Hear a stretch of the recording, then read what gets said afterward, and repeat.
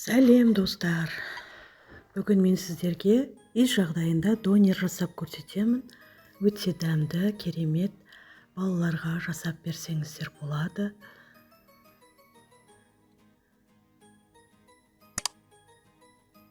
Донер орталықтарынан алғанша үй жағдайында жасап балаларыңызды қуантыңыздар.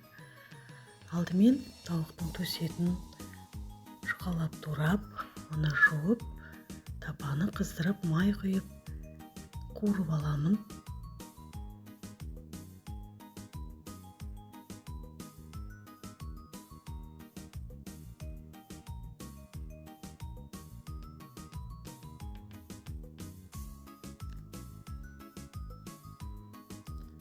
Үстіне тұз сеуіп, араластырып,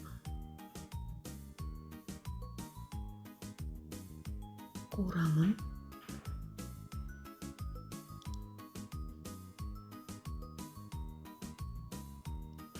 Үстіне аз ғана соя соусын құйып, тағы да етті араластырып қуырамын.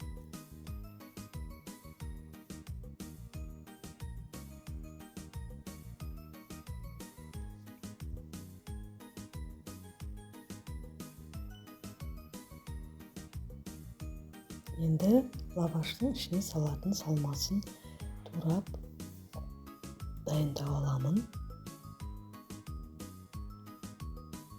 Бізге қызанақ, қияр, картофельный пай және сыр қажет.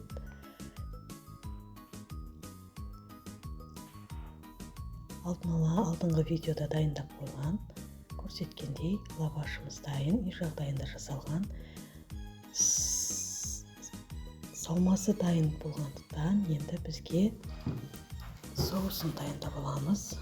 Бізге қажет сметан және майонез, кетчуп қажет.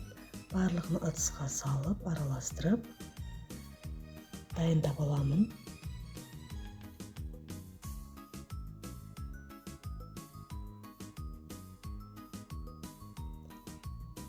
Мінекей дайын лаваштың үстіне соусты құйып, жағып қасықтың көмегімен қуырылған тауықтың төс етін орналастырып, үстіне қиярды, қызанақты,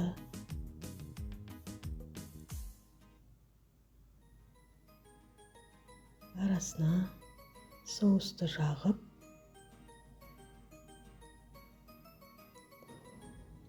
келесі картофельный пайды салып, одан кейін моцарелла сырын салып,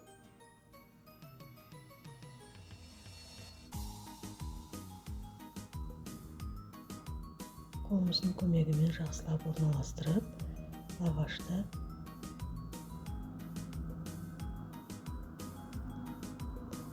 айналдыра жауып ораймын.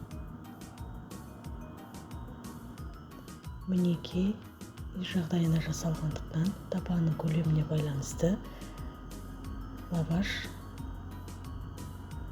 кішкене болғандықтан осындай орташа донер шықты. Енді қыздырылған тапаға барлық оралған лавашты қыздырып аламыз.